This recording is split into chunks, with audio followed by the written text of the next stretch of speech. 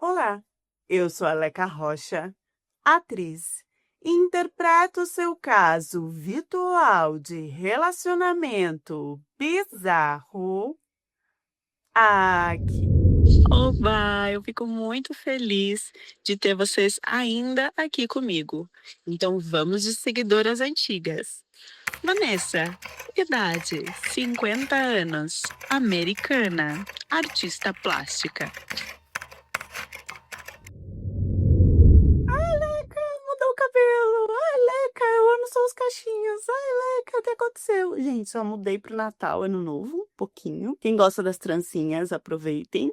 Quem gosta dos cachinhos, logo mais eles voltam. Agora, o que vocês não podem deixar de fazer é o like e o hypar e os comentários aqui no vídeo, porque tem me ajudado muito em alguns vídeos. E quando eu vejo que vocês não hypam, o vídeo vai por água abaixo. Então, por favor, ajude a criadora de conteúdo de vocês, tá bom? Primeira coisa que eu queria questionar aqui com vocês é quanto tempo, quanto de paciência um homem pode ter para te dar um golpe ou para te humilhar e maltratar do jeito que ele deseja. Porque muitos coaches de relacionamento falam: "Ah, se você for difícil no início, ele vai desistir, né? Se ele não quiser nada com nada, ele vai desistir".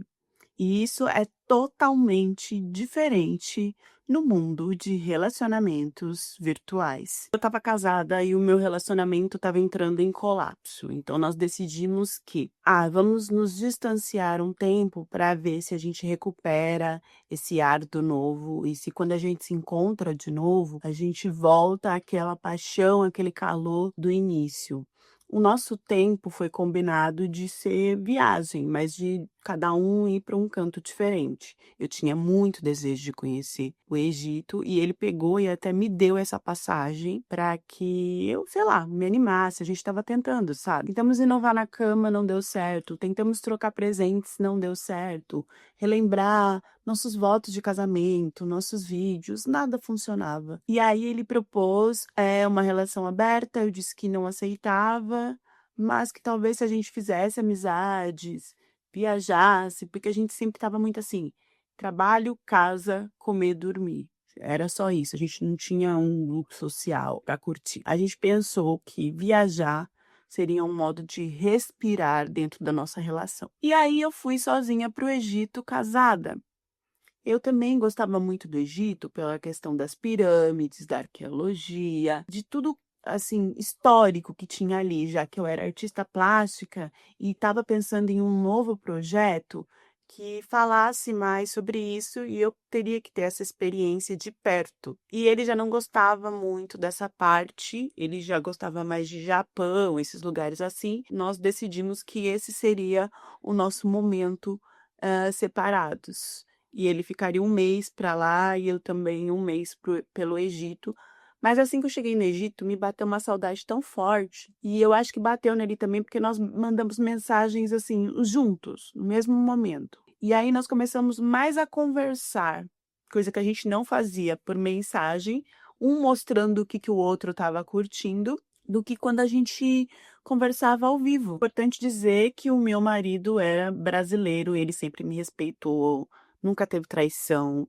Nós tentamos ter filhos e não conseguimos, isso foi um grande trauma, né? Cheguei a não evoluir a gravidez de alguns, mas a gente estava desesperado porque ao mesmo tempo que a gente se gostava, junto, parecia que não tinha mais fogo. E o medo de ficar sozinha da minha parte era muito grande e eu estava sentindo que da parte dele também. Pensei que viajar para o Egito fosse uma grande aventura. E aventura de perrengues, porque a partir do momento que você não conhece a região, não sabe que tipo de golpe as pessoas podem aplicar ou não.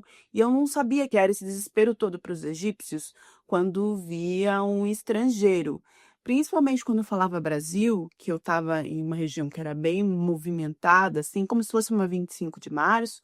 Nossa, esses caras, eles falavam algumas palavras até em português, e eles queriam te vender e tudo, cada passo que você dava lá era um valor absurdo, assim, que eu tinha certeza que para outras pessoas não era esse valor. E eu até ficava mandando mensagem pro meu marido e contando tudo e tentando resolver.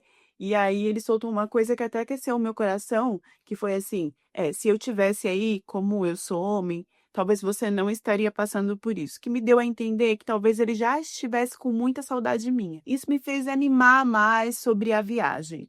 Eu não sabia muito bem aonde comer, o que comer, eu não pesquisei nada, eu quis ir assim, zerada de tudo. E aí eu parei em um restaurante onde eu acabei conhecendo Mustafa. Mustafa, idade 25 anos, egípcio, médico. Mustafa se apresentou para mim através de tentar já que eu pegasse no tranco.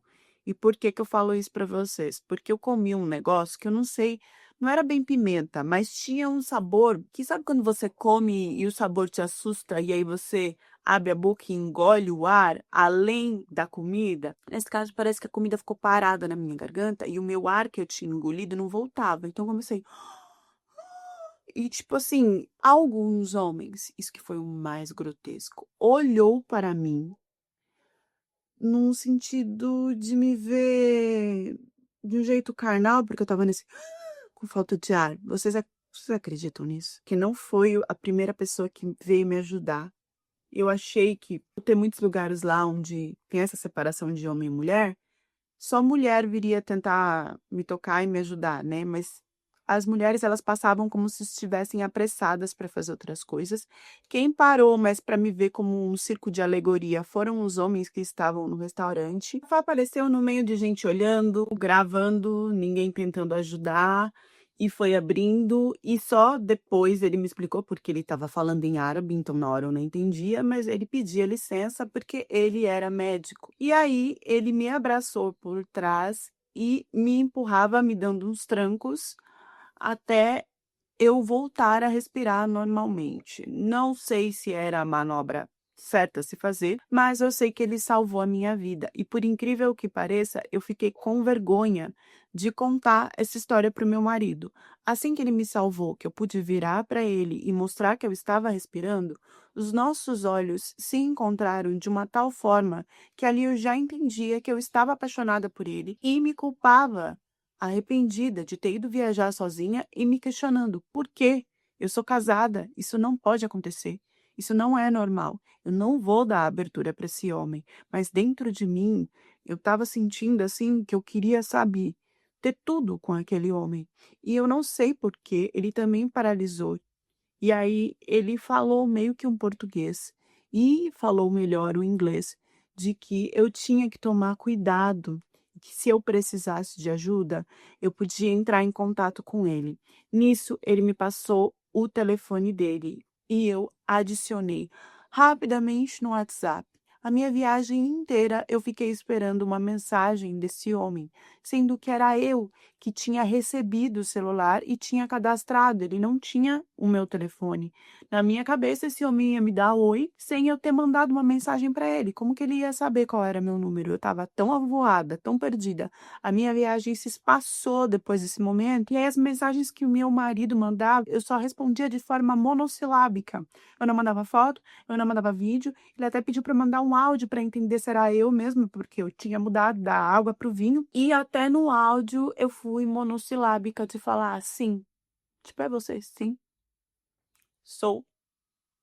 Tá tudo bem? Tá.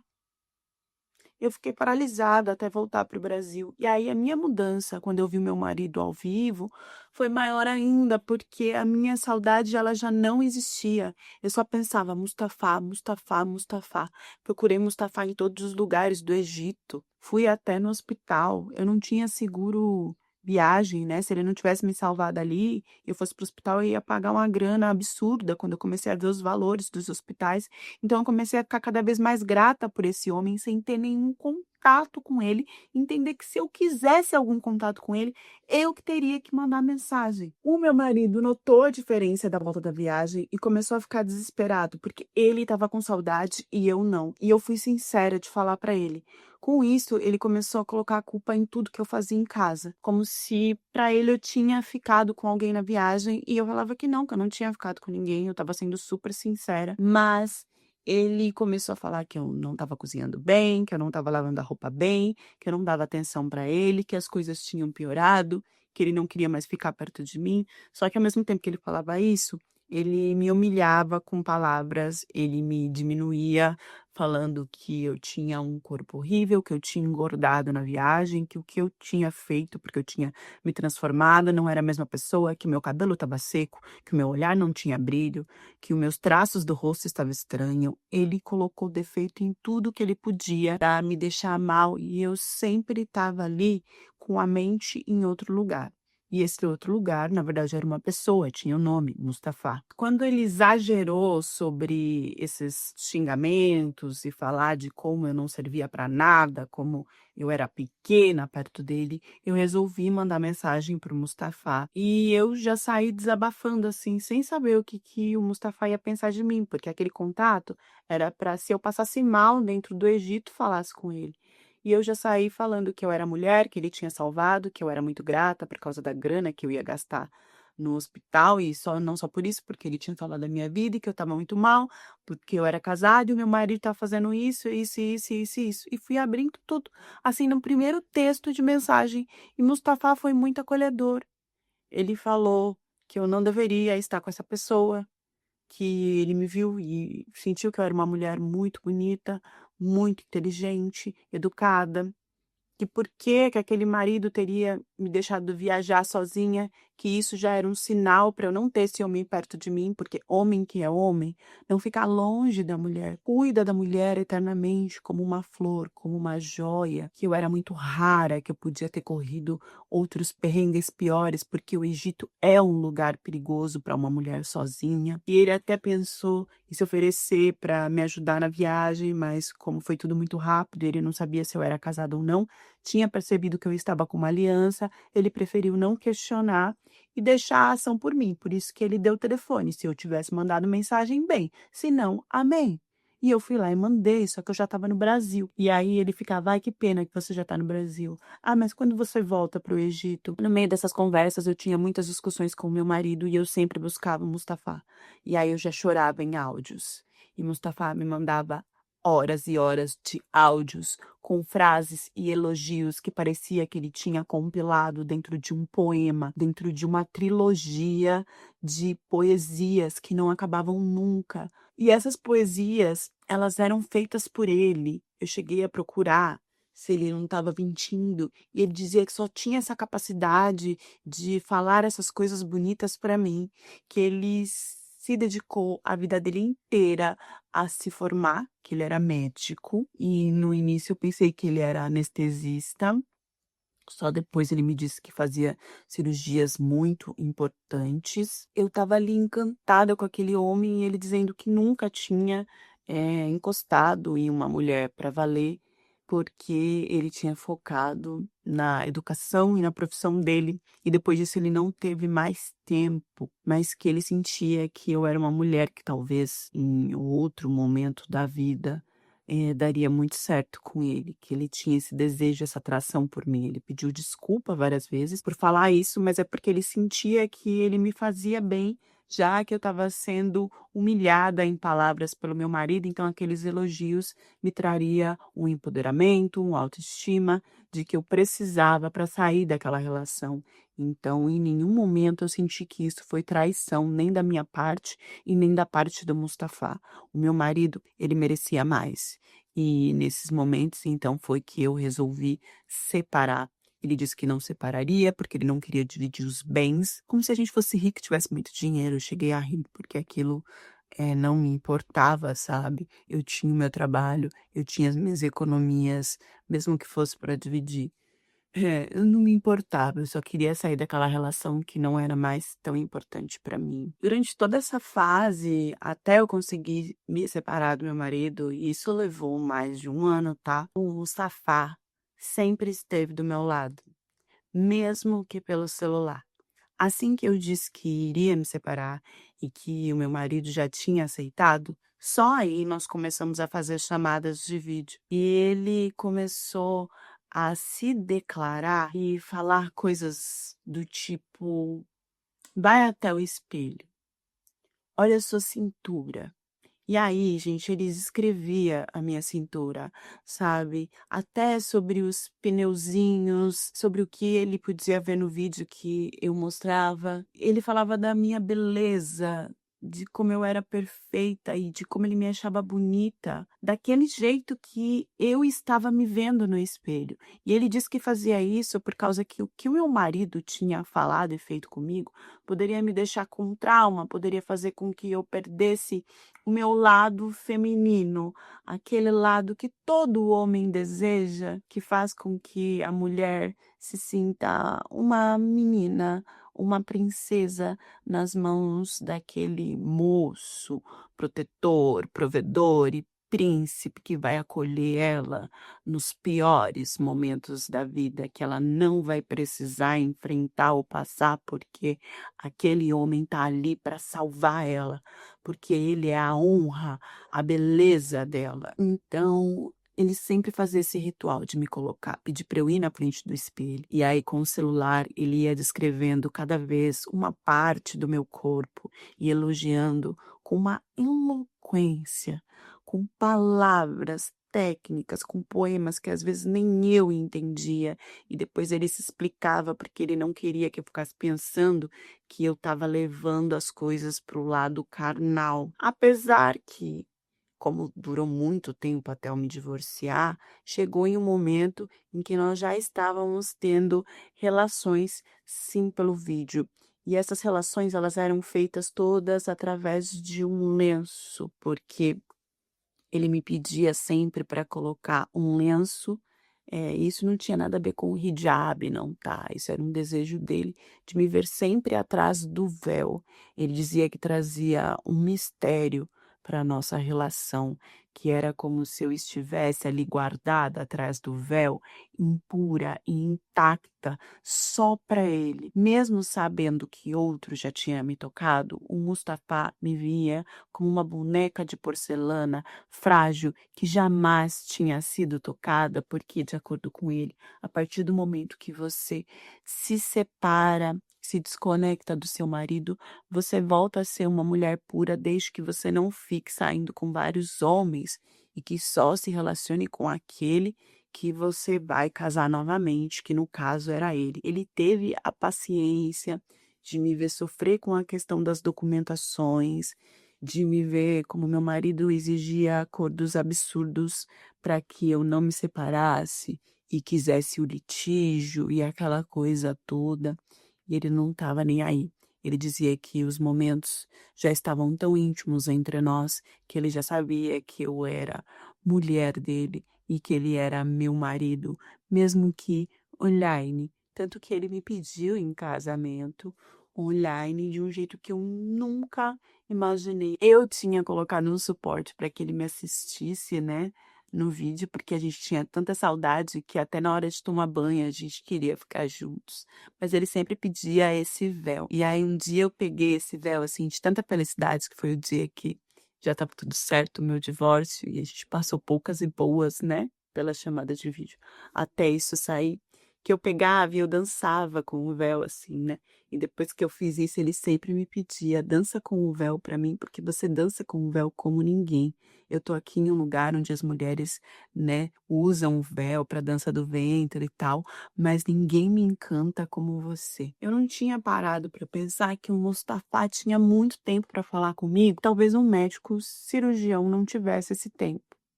Foi aí que ele abriu, aos poucos, de que ele tinha perdido o trabalho, que não estava conseguindo mais trabalho e que o currículo dele estava sendo muito requisitado e chamado para outros países, só que ele não podia ir porque ele não tinha o visto. Foi nesse momento, então, que me veio na cabeça que uma forma de ajudar ele, como ele tinha me ajudado por todo esse tempo, era ir até lá e conseguir o visto para ele. Casando, isso saía rapidinho na minha cabeça, né. Então eu fui até o Egito e em menos de 4 dias nós casamos. Foi tudo maravilhoso. O Mustafa não teve um sinal que eu pudesse desconfiar que alguma coisa errada iria acontecer. Eu percebi que eu não poderia ficar lá até ele conseguir o visto. Então eu voltei de novo para os Estados Unidos e foi um momento bem complicado, porque eu já queria ele do meu lado e não ia ter como. E eu achei que o visto sairia em 3, 6 meses, mas não. O visto não saía nunca.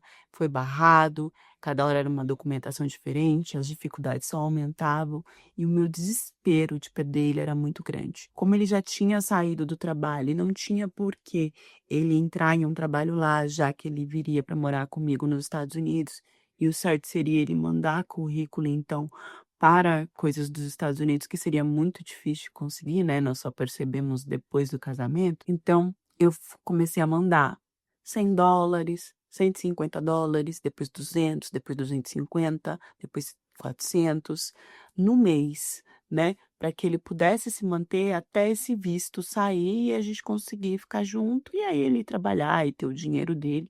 Ele tinha muita vergonha que eu fazia isso, mas ele também entendia que ele não poderia entrar num trabalho naquele momento, porque seria mais uma coisa que prejudicaria ele de conseguir o visto. E nesse tempo, então, ele ficou muito mal e resolveu ir trabalhar como guia turístico, que era algo que não era legalizável, ele podia fazer freela e não ia precisar tanto do meu dinheiro. Só que eu lembro dele ter sumido em um desses freelas, que ele disse que seria guia de umas brasileiras que chegariam por lá. E eu fiquei desesperada porque ele não me mostrava quem eram as brasileiras e ele não me mandava mensagem por horas e ele dizia que eu tava com ciúmes, que eu tava louca, que eu não precisava ficar assim, que ele só tava tentando ganhar o dinheiro dele de forma digna, sem eu ter que ficar mandando dinheiro para ele porque ele já tava envergonhado. E aí eu lembro que eu tentei entrar em contato com essas meninas porque eu vi que ele começou a seguir brasileiras na rede social e que elas postavam que estavam andando com um guia e mostrava que era uma hora a mão dele. Eu fui reconhecendo aos poucos os pedacinhos dele nos vídeos. E aí eu resolvi, então, entrar em contato com essas meninas para conversar com elas. E por incrível que pareça, elas me responderam e disseram que teve uma situação muito estranha de que o lugar que ele tinha levado elas para ficar, né, indicado o hotel tal, tinha proteção, aquela proteção que a gente usa na relação, debaixo da cama e também tinha um livro de posições, sabe, o cama. Então, debaixo da cama, que elas assustaram muito com aquilo, mas que ele foi muito solícito, dizendo que devia ser de alguém, né, sem cabeça que tinha ido para lá e retirou, né, para que elas ficassem bem. E que então não precisava me preocupar porque ele era muito educado e não tinha tentado nada com elas. Mas esse início de contar isso, eu achei estranho. Parecia que elas estavam meio que querendo me alertar sem me alertar, porque também não queria se queimar com ele, porque estavam precisando dele lá nessa viagem. Com esse sumiço, com esse trabalho dele que era sempre com mulheres, eu fui ficando insegura, com ciúmes e querendo resolver isso rapidamente, coisa que não aconteceu, tá? Vou contar para vocês que para ele conseguir tirar o visto para entrar nos Estados Unidos, mesmo casado comigo, levou de 3 a 5 anos. E aí, então, eu ia para lá, ficava com ele, ou então mandava dinheiro, porque a gente sempre estava naquela expectativa de, esse mês vai dar certo, não entra no trabalho. E nisso ele foi perdendo o tempo dele como médico, ele foi desvalorizando a profissão dele em nome do nosso amor. Como que eu não poderia acreditar no amor desse homem, que deixou uma coisa que ele estudou anos e anos para tentar ficar comigo no mesmo país, porque eu não me adaptaria no Egito, porque eu não teria trabalho no Egito, porque eu não me sentiria bem lá e porque ele queria fazer o melhor por nós. Mas eu não lembro muito bem, entre 3 anos e 5 anos. Eu perdi a noção do tempo, mas depois aí dos 3 anos, ele conseguiu ser aprovado, então, para vir para os Estados Unidos. E aí era como se eu tivesse que esquecer tudo, se é que tinha acontecido alguma coisa com alguma mulher e ele, porque nós estávamos longe, foi desgastante. Ele podia ter desistido, sabe? E o importante é que agora nós ficaríamos juntos, no mesmo país, no mesmo lar, e tudo daria certo. Ele veio para os Estados Unidos e eu preparei tudo com muito carinho. E ele prestou atenção em cada detalhe que eu arrumei, desde o banheiro, sofá, as panelas, eu organizei tudo. para que ele se sentisse confortável e para que ele entendesse que ele poderia ter uma nova vida ali. Ele conseguiu também o visto através de uma especialização que ele poderia fazer nos Estados Unidos ligado à medicina. Ele não me explicou muito bem como ele conseguiu isso, e eu até fiquei feliz porque ele poderia focar no trabalho dele, que era uma coisa que ele não fazia há muito tempo. E aí, gente, ele começou a observar as coisas na minha casa e falar assim: eu gostaria muito que minha mãe tivesse isso. Nossa, o banheiro da minha mãe ainda é no chão. Eu gostaria muito que ela tivesse igual esse banheiro tecnológico de vocês. Então, o dinheiro que eu mandava para ele, ele começou a pedir para comprar coisas para a família, porque ele queria que a família tivesse uma casa tecnológica moderna, como eu tinha nos Estados Unidos, o que não seria possível, até porque não teria esses produtos no Egito. Mas ele dizia que tinha, assim, aproximado, que poderia mandar, e então começou uma coisa dele gastar o meu dinheiro com isso e dele ficar encantado por celulares. Então, cada hora ele queria um celular mais moderno, ele começou com o meu. Como ele não tinha, eu dei o meu para ele, fiquei com o velhinho, e de 15 em 15 dias ele queria atualizar o celular.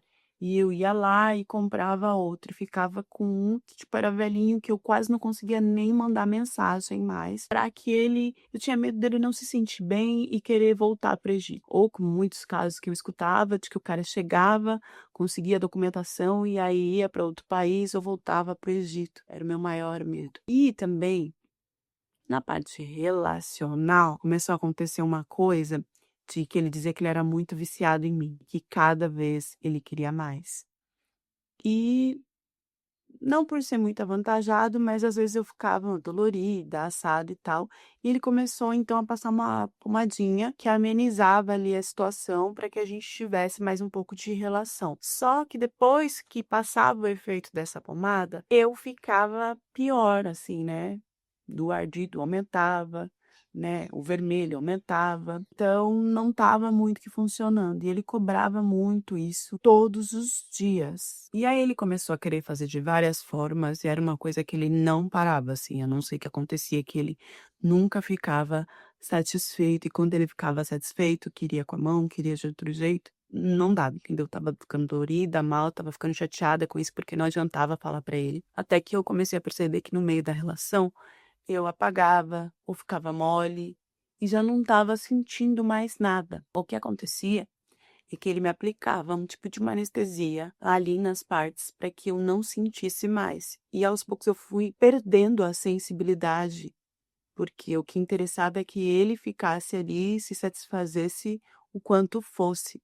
E aí vem uma questão de que esse tipo de anestesia você teria que ser médico ou enfermeiro para conseguir aplicar e para conseguir ter. E eu não sei se ele conseguiu isso com o grupo de árabes que ele criou e fez amizade lá, ou se ele trouxe do Egito. Eu não sei até onde é legal, é ilegal, o que a pessoa precisa pegar para ter, como que é. Mas eu sei que ele tinha esse tipo e sabia aplicar, ou então fingia que aplicava, porque até hoje eu não sei até onde ele era médico mesmo ou não, ou se era de algum patamar abaixo e dizia que era médico, e sei lá como que ele adquiriu esses conhecimentos. Eu sei que cada vez que ele fazia isso comigo, a minha situação ficava pior, porque eu apagava, eu não sentia nada, e não é que eu apagava de não ver o que estava acontecendo, eu apagava de sentir, não tinha sensação. E quando voltava, que a anestesia passava, aí sim eu ficava com uma dor que eu não consigo descrever aqui para vocês. E isso foi criando-se ali vermelhidão, inchaços, quando eu vi bolas, a ponto de eu entender que parecia que tinha um cacho de uva criado ali na região de trás para frente, que eu não tinha noção da sensação, então eu não reclamava que estava muito e que tinha que parar. E ele, mesmo vendo como estava ficando ali, não se importava comigo de como eu iria ficar depois. Comecei a falar para ele que não tinha mais condições, que eu tinha que ir no médico me tratar e que ele não ia chegar mais perto de mim. Ele falou então que eu não era mais mulher para ele e que isso não iria ficar assim. Ele ameaçava, mas eu não entendia o que ele ia fazer. Para mim era só da boca para fora. E aí eu comecei a ir no médico, então, a cuidar disso e a não ficar mais perto dele. Eu deixava ele no quarto e eu dormia no sofá. Não era o contrário. Depois, com o tempo, ele começou a trancar o quarto, nem para eu pegar as minhas coisas. Quando eu me vi com roupa, sapato, tudo na minha sala, porque ele tomava conta de todos os quartos que tinha. Um quarto era só para as roupas dele, outro quarto era só para um escritório, sendo que ele não fazia nada. Ele não conseguiu nenhum trabalho como medicina. Ele dizia que se reunia num grupo de estudos de medicina, que era o que ele tinha conseguido através do visto, que eu nunca entendi qual que era o grupo, mas era só isso. Então, cada quarto era para alguma coisa dele. Ele tinha as chaves que ficava com ele e eu fui dentro da minha própria casa, tendo que ficar somente na sala. Teve um momento que essa situação toda, por alergia, por algumas coisas que eu tinha pegado dele, veio de uma forma muito forte. Teve um pico da doença e aí eu tive que ficar um dia no hospital. E foi nesse dia que ele desapareceu. Mas ele não desapareceu assim, tipo, tchau, você não serve mais para nada. Ele tinha tudo calculado, planejado. Ele desapareceu fazendo o maior número de empréstimos e de retiradas de dinheiro possíveis. Uma das coisas que eu fiz, que ele disse que ficaria mais confortável, era que quando chegasse eu colocasse o nome dele em uma conta conjunta com a minha. E foi através dessa conta que ele fez um rombo no meu banco, fora tudo que eu já pagava para ele, que eu já não tinha mais condições financeiras de segurar. Foram dívidas e dívidas e dívidas, e o que eu fiquei sabendo é que ele voltou para o Egito. E daí eu recebia várias fotos de mulheres com ele. Como eu fui na polícia e tudo, eles tentavam buscar, né, da onde que era.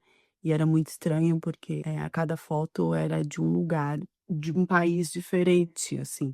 Não tinha como ele listar ao mesmo tempo em todos esses lugares.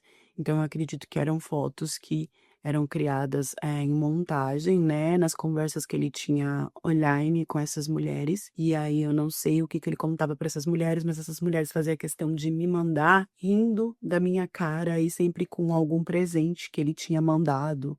Era na maioria das vezes anel, colar, era sempre muito ouro. E ficava claro que ele estava usando e investindo o meu dinheiro. Eu nunca consegui recuperar um tostão. Eu conseguiria abrindo, pela justiça, né, um processo criminal, só que é muito caro, não tenho condição de abrir. Um processo normal não chegaria a alcançar ele do modo que eu gostaria. E também fico na expectativa de que ele volte para os Estados Unidos para viver aqui, mas eu acho que ele é muito esperto para fazer isso. Com certeza ele vai morar em algum outro país.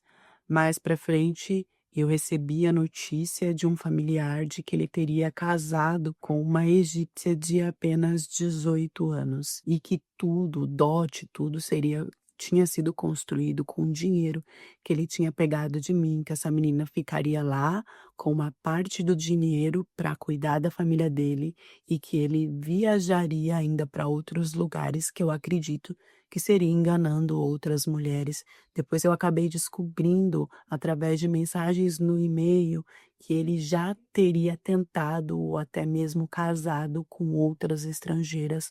Eu não sei até que ponto isso é verdade ou não. Eu só sei que eu nunca mais consegui o meu dinheiro e nem contato com esse homem. Então, alguns pontos. Essa mulher, ela era casada com um brasileiro, tá? Quando ela fala do marido e tal, né? Apesar de ela morar nos Estados Unidos, ela era casada com um brasileiro. Casou no Brasil, aí por isso essa questão que ela não chegou a ser litígio, né? Mas eu dei aqui a exemplificação de como a lei é feita aqui no Brasil e como que ela passou aí o casamento dela. E a coisa que mais me assustou e que me trouxe uma camada importante nessa história é sobre quanto de tempo ela investiu e esperou esse cara conseguir o visto. À distância, sem se relacionar. Ela, né, fica com vergonha, mas fala que de 3 a 5 anos.